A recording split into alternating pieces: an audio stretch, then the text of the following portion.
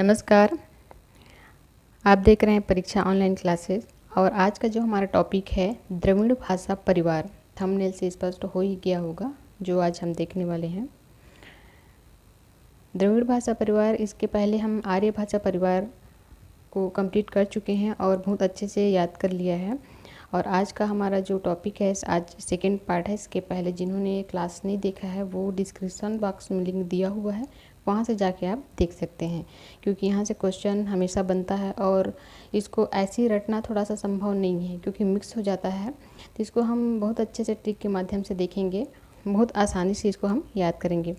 तो द्रविड़ भाषा परिवार के अंतर्गत कौन कौन से जनजाति आते हैं, छत्तीसगढ़ की जनजाति आते हैं, उसको पहले हम देख लेते हैं। तो द्रविड़ भाषा परिवार के अंतर्गत आने वाली जो जनजातियाँ हैं, प्रमुख जनजातियाँ हैं, जहाँ से क्वेश्चन बनता है एग्जाम में जो आता है, हम उन्हीं प्रमुख जनजातियों को देखेंगे। और इसके अलावा अभी तक फिलहाल बाहर से क्वेश्चन नहीं आया है। तो पहले जनजाति को देख लेते हैं, द्रविड़ भाषा परिवार के अंतर्गत कौन कौन सी जनजाति आती है। तो द्रविड़ भाषा परिवार के अंतर्गत है परजा, मूड़िया, माड़िया, अबुझ माड़िया, दोरला, धुरवा, गोंड। गोंड को ही कोया कहा जाता है ना, तो कई जगह कोया भी लिखा रहेगा तो उसको कंफ्यूज नहीं होना है। उसके बाद है कोंद, भारिया, अगरिया और प्रधान। इसके अलावा सबसे महत्वपूर्ण है जो हमेशा एग्जाम का पार्ट बनता है, उरांव जनजाति।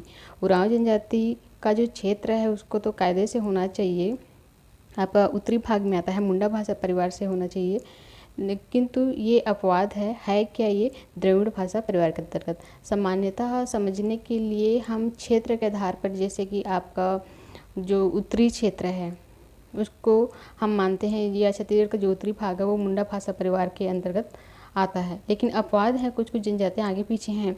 उसके बाद अगर दक्षिणी भाग देखेंगे तो आपका द्रविड़ भाषा आता है और मैदानी क्षेत्र में आर्य भाषा परिवार। इस तरीके से हम सामान्यतः लेके चलते हैं, पर कुछ जनजाति आगे पीछे हैं। तो उरांव जनजाति को ये बहुत महत्वपूर्ण है और ये क्वेश्चन हमेशा बनता है, तो इसको याद रखेंगे। ये द्रविड़ भाषा परिवार के अंतर्गत शामिल जनजाति है। अब हम इन सभी जनजातियों को एक बार में हम कई बार अगर रट तो लेते हैं, लेकिन एग्जाम के आते आते भूल जाते हैं। कई बार भी होता है, मेरे साथ भी हुआ है, पढ़ के तो जाते हैं पर एग्जाम में कन्फ्यूज हो जाता है। लेकिन वहाँ पे अगर जब तक हमारे पास कोई अच्छा सॉलिड ट्रिक ना हो, और ट्रिक ऐसा कि ट्रिक को भी हमको याद करना ना पड़े, तो याद नहीं कर पाते। लेकिन जब इस टाइप का अगर पढ़े रहोगे तो कन्फ्यूज़न बिल्कुल नहीं होता है, एकदम सही सटीक बैठता है आंसर। तो चलिए हम शुरू करते हैं। सबसे पहले हम लेते हैं जनजाति भारिया, प्रधान और अगरिया जनजाति। इनका संकेंद्रण दिख रहा है, आपको मैप में दिख रहा होगा। तो यहाँ पर इन तीनों जनजातियों को हम कैसे याद करते हैं, अगर इनका हम क्षेत्र देखेंगे तो ये जो इनका जिस क्षेत्र है, संकेंद्रण है, ज़्यादातर ये मैदानी क्षेत्र है, मेकल की जो रेंज है उसमें है।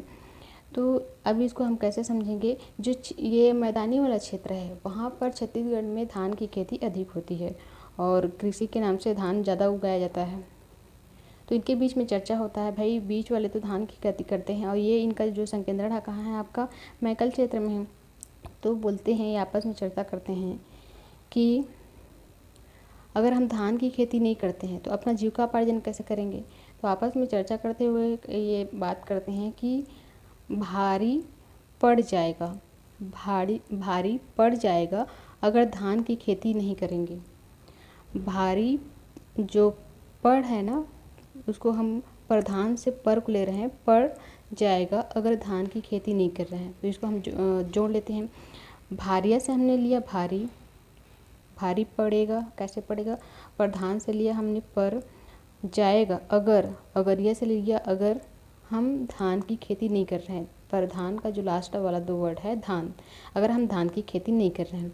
सही बात है, अगर छत्तीसगढ़ का किसान अगर धान की खेती नहीं करेगा, क्योंकि अधिकांश मात्रा में वो धान की उपज करता है, तो उसके लिए घर चलाना बहुत मुश्किल हो जाएगा। मतलब एक तरीके से जो आर्थिक भार है वो भी बढ़ जाएगा। तो इस तरीके से हम तीनों जनजाति को अब नहीं भूलेंगे। जनजातियाँ किसके अंतर्गत हैं, द्रविड़ भाषा परिवार के अंतर्गत हैं। तो हम ट्रिक तो बना लिए, लेकिन पता चला ट्रिक तो याद है कि धान अगर नहीं उगा रहे हैं तो बहुत भारी हो रहा है, पर है किसके अंतर्गत।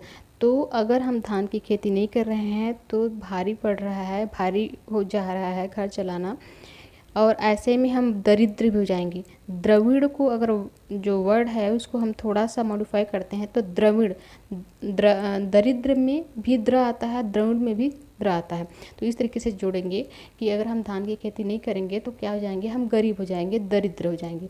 और धान की खेती के लिए हमने क्या किया है कि अगर भारी पड़ जाएगा अगर धान की खेती नहीं कर रहे हैं। 3 से 4 बार आप ऐसे अब बोलेंगे तो बार बार रिपीट होगा ना, जबान में आएगा तो ऑटोमेटिक ये कहानी आपको याद हो जाएगा। ठीक है, तो यहाँ पर हमने 3 जनजाति को देख लिया। उसके बाद आगे बढ़ते हैं। अब हम देखते हैं इसमें अबुझमाड़िया, इनका संकेंद्रण कहाँ पर है हमको पता है, अबुझमाड़िया, या और दूसरा है उसी मूड़िया को उसी में ले लेते हैं क्योंकि अबुझमाड़िया क्या है, उसी की एक शाखा है। तो अबुझमाड़िया, माड़िया और मूड़िया जनजाति। उसके बाद इनका है दोरला, नीचे में आपको मिलेंगे। गोंड का संकेंद्रण भी बस्तर संभाग में ही है ना। अब उसके बाद आपको मिल जाएगा परजा और धुरवा जनजाति। अब इसको हम कैसे जोड़ते हैं, देखिए जो द्रविड़ का नाम आता है तो राहुल द्रविड़ को सभी जानते हैं, क्रिकेटर हैं। तो अब क्रिकेटर तो हैं, साथ में इनका एक उपनाम भी प्रसिद्ध है, इनको वाल के नाम से जाना जाता है कि जब भी ये क्रीज पे रहते हैं तो ये सामने वाले टीम के लिए बहुत मुश्किल पैदा करते हैं, आउट ही नहीं होते हैं। और एक भरोसेमंद यह कह सकते हैं कि जब तक है ये क्रीज पर टिके हुए हैं, राहुल द्रविड़ खड़े हुए हैं, तो जैसे क्या है एक दीवार खड़ा हो गया है, दवाल या फिर भरोसेमंद, इस तरीके से कई उपनामों से इनको जाना जाता है। तो यहाँ पर अबुझमाड़िया या दोनों को मिक्स करते हैं, मूड़िया और माड़िया, मूड़िया, माड़िया और दोला, ये भी क्रिकेट खेलते रहते हैं। तो अपोजिट टीम में रहते हैं। तो अपोजिट टीम का जो कैप्टन है वो बोलता है कि भाई तुम मेरे को जो राहुल द्रविड़ हैं उनका विकेट ला के दो, क्योंकि जब तक ये हैं क्रीज पे है तो जीतने की संभावना बहुत कम है। तो विकेट ला के दो मतलब क्या इस पर हैं, तो जैसे दौड़ते हैं, पैर से ही दौड़ते हैं, जाहिर सी बात है। तो पैर को छत्तीसगढ़ी में हम बोलते हैं गोड़, पैर को छत्तीसगढ़ी में बोलते हैं गोड़। तो जो कैप्टन है अपोजिट टीम का वो बोलता है, जो बॉलर रहते हैं अपनी टीम के उनको बोलते हैं मामू तुम द्रविड़ का गोड़ ला के दो, द्रविड़ का गोड़ ला के दो मतलब पैर ला के दो। अगर तुम नहीं ला पाते, अगर विकेट नहीं ले पाते, अगर द्रविड़ का विकेट नहीं ले पाते, तुम जाओ घुरुआ में पड़ जाओ। यहाँ पर शब्द को बता रही हूँ, अगर तुम द्रविड़ का विकेट नहीं ले पाते तुम जाओ घुरुआ में पड़ जाओ। अब घुरुआ मतलब होता है छत्तीसगढ़ में जो कंपोजिट खाद बनाया जाता है या ग्रामीण क्षेत्र में जितने भी वेस्ट मटेरियल होते हैं या जैविक खाद बनाया जाता है, उसको जो उस क्षेत्र है जहाँ पर इसको बनाया जाता है, मिट्टी का एक गड्ढा खोद दिया जाता है, उसको बोला जाता है घुरुआ सामान्य शब्द में। तो जो धुरवा जनजाति है उसको हमने बना दिया है घुरुआ। पर जाओ मतलब होता है कि अगर उसमें तुम गिर जाओ, या उसमें ये कहा जाता है कि जब से किसी चीज़ को फेंक दिया जाता है ना, तो छत्तीसगढ़ी में उस शब्द के लिए उपयोग किया जाता है पर जाना, मतलब तुम उसमें जाओ। जैसे बोलते हैं कि जाओ तुम नरक में, ऐसे बोलते हैं ना, तो उसी तरीके से पर जाओ मतलब परजा जनजाति। ठीक है, तो हमने अब आपस में इसको जोड़ते हैं। देखो मामू कौन बोलता है, अपोजिट टीम का जो फील्डिंग करते रहते हैं उस टीम का कैप्टन बोलता है मामू। मामू मतलब हो गया, माँ से माड़िया हो गया, मुँह से हो गया मुड़िया जनजाति, और मुड़िया जनजाति से ही अबुझ माड़िया है। मामू गोड़ ला के दो, किसका, द्रविड़ का, क्योंकि द्रविड़ भाषा के अंतर्गत है तो द्रविड़ का गोड़ ला के दो।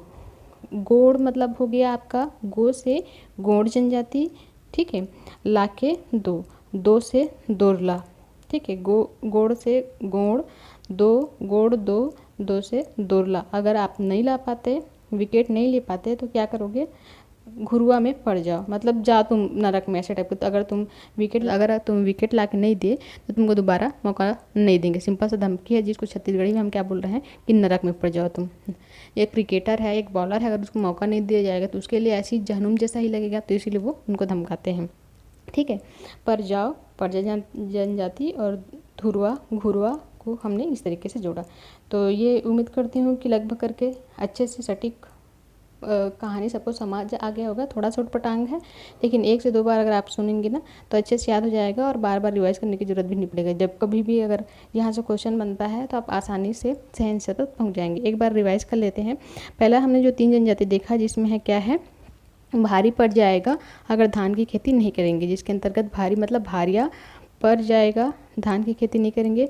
पर और धान, प्रधान जनजाति, और अगर मतलब अगरिया जनजाति, ये 3 जनजाति हो गए। और नीचे में जितने भी जनजाति हैं जिसमें मुड़िया, माड़िया, दोरला, प्रधान, गोंड, परजा, धुरवा।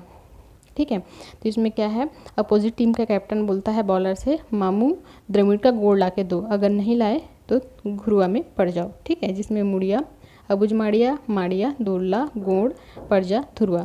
और एक बच गया जो सबसे महत्वपूर्ण है, और यहाँ से क्वेश्चन बनता है। तो गोड़ ला के देने के लिए क्यों बोलता है, क्योंकि वो ऐसा दौड़ता है कि एक तो रन भी ले लेता है, दूसरा वो दीवार की तरह क्रीज पे खड़ा रहता है। अब जब वो बॉल को मारता है, हिट करता है, तो बॉल को ऐसा उड़ाता है कि सीधा बाउंड्री चले जाता है, मतलब कैच लेने की भी संभावना नहीं है। मतलब आप कैच नहीं ले पा रहे हो तो आप कैसे करोगे, सीधा रन आउट कर सकते हो ऐसे करके।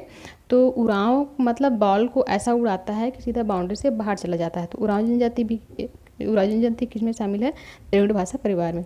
तो इस तरीके से द्रविड़ भाषा परिवार के अंतर्गत जो भी महत्वपूर्ण जनजाति हैं उसको हमने इसमें शामिल कर लिया। एक बच गया है आपका कोंद, आप उसको कोंद को अपने हिसाब से इसमें याद कर लेंगे। इसमें लास्ट में आप बच गया है कोंद जनजाति। तो हमने जितने महत्वपूर्ण जनजाति हैं उसको देखा है। इसके वीडियो देखते हैं, उसके बाद आप MCQ जरूर लगाइएगा। MCQ लगाएंगे तो आप देखेंगे 100% सही क्वेश्चन आप टिक करेंगे। तो आज के लिए हम बस इतना ही देखते हैं। इसका थर्ड पार्ट में हम देखेंगे मुंडा भाषा परिवार। और जो चैनल पर नए हैं, वीडियो अगर आपको पसंद आता है तो प्लीज़ लाइक शेयर ज़रूर करिएगा और चैनल को थोड़ा सा सपोर्ट कीजिए। आज के लिए बस इतना ही। Thank you so much.